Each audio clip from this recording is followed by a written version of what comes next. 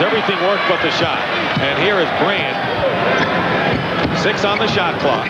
And here's Andre Miller, and Miller can't lay it in.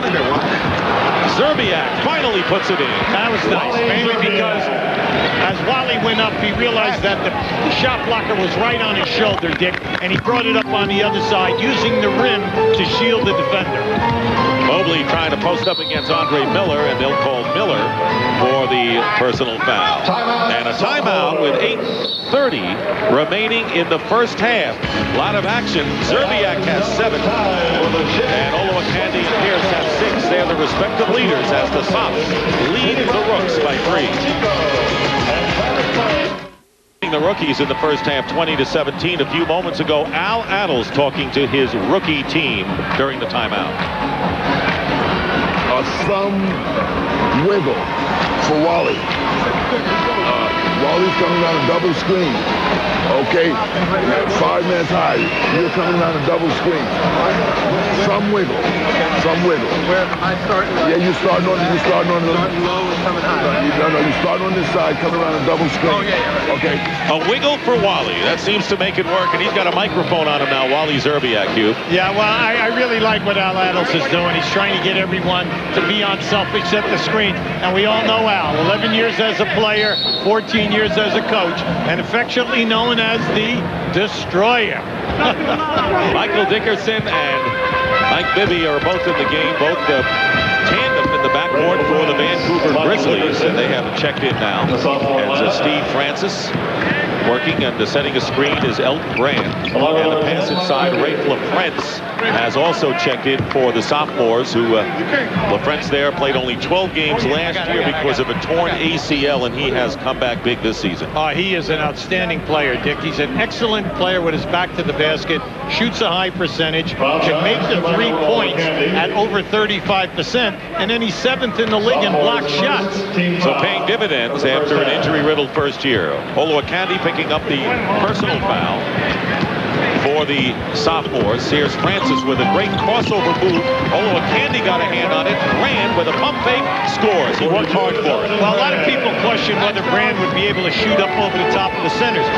But he's a power forward, and he gets the shot off. He's found his way around. He's a very intelligent young man, and his shooting percentage now is up to 48%. Great pass from Odom to Szczerbiak, and that was a long pass. So Lamar Odom, who can play many positions, showing his skills. He already has 3 assists. 3-point shot missed, and Odom already was releasing down court for what he hoped to be an easy 2. Well, you know, when you think of Lamar, you're talking about a guy who's 6'10", and he's got the long extension. He can make the pass in traffic, and what you love about it, he's always looking up the floor to make the pass. James Posey of the Denver Nuggets has come into the game. And here is Miller with the lay-in attempt, and he is fouled.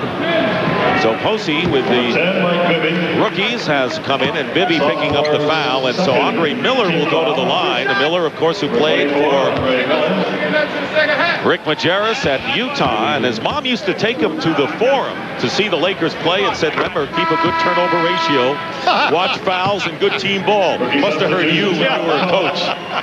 Here's Todd McCullough in for... And then it was hammered home at Utah by Rick Majerus. That's right. It's hopefully still hammered home. That's right. In Cleveland. And Nowitzki coming back into the game, and Elton Brand checking out for the first time, as is Olowokandi. Now, back just a few years when Andre Miller was the point guard for the United States team, and they won the gold in Madison Square Garden, he stepped up and really led that young ball club. Rookies on an 8-0 run. Michael Dickerson, formerly with the Rockets, and he came over in that trade that sent Steve Francis to Houston, and there is the pass to Nowitzki. Very well done, and Nowitzki now with 6. See, Nowitzki shoots it at 46.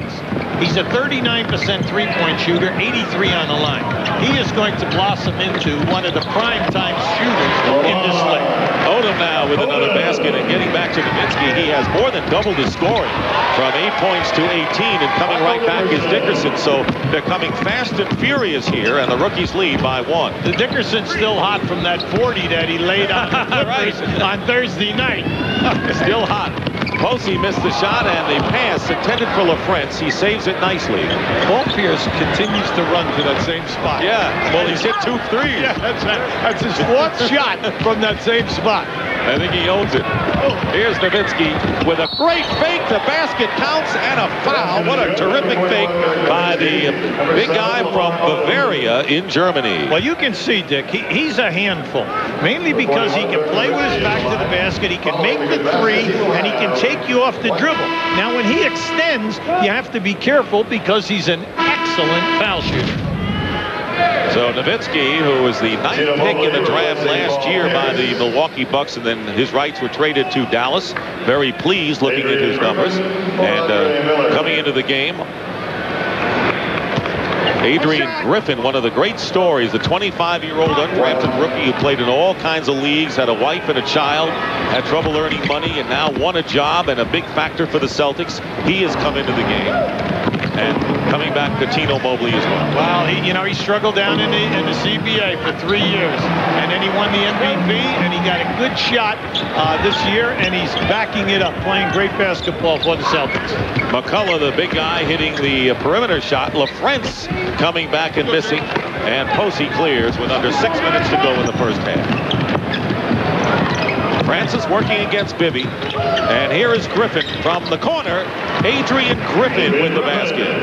In the early going, I like what the rookies are doing. I know they're giving away a lot of size, but they're getting the ball up the floor, and they're getting the ball inside to people, which is bit of surprise, isn't it? Yes, it is.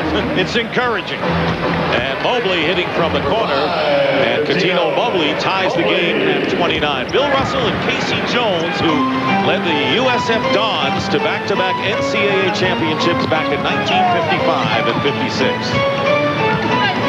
Posey might have had that shot deflected, and Nowitzki clears. When you bring up those 2 guys over there, do you think they have a few rings? Do they fill up 11 with Russell and 12 with Casey Jones? Not bad. Amazing. Plus 2 NCAA championships. That's right. Russell, of course, attended high school in Oakland at McClymonds High, and they led the Dons to 2 NCAA titles. So a strong Bay Area flavor, as you would expect, on both coaching staffs. We'll be right back. All-Star game held at the Cow Palace in San Francisco was the last All-Star game in the Bay Area. The East squad featured the Hall of Famers Bill Russell, Willis Reed, Wilt Chamberlain. However, the West came out the victory as Rick Barry scored 38 points and was named the MVP of the All-Star game. And a very huge trophy for Rick Barry, who was the star of the San Francisco Warriors. And right now, Rick Barry is with Craig Sager. Craig? Well, you can't come to the Bay Area and talk basketball without talking to Rick Barry. What do you think about all the great years you had here? Do you think about the All-Star game, or do you think about 75? The championship's what it's all about, Craig. I mean, that's what was so meaningful to me. One of the greatest experiences of my life, my finest season ever. But the All-Star game was very special. I think back those days, the guys took it very, very seriously. It was very competitive, and we were a big underdog. And Nate Thurman, I think, should have been the MVP because he was outstanding against the front line of Chamberlain, Russell, Jerry Lucas. But the thing I remember most about the game really was Red Auerbach getting thrown out. The only time in the history of the NBA All-Star game that a coach got thrown out. That was hysterical. Well, you're known as well for your tremendous abilities. You're a competitive player. What about your USVL team you're coaching now? Well, I'm looking forward to Fort Myers, the Florida Sea Dragons, to get some nice young people to work with. Clifford Ray will be with me again, my old teammate from the Warriors, and we love working with the young people, and we hope to have a very competitive team down there. All right, enjoy the weekend. Let's go back now to Dick and Hubie. All right, he was the star of those teams. Absolutely, Dick. And when you think of Rick Barry, you're talking about one of the greatest scorers in the history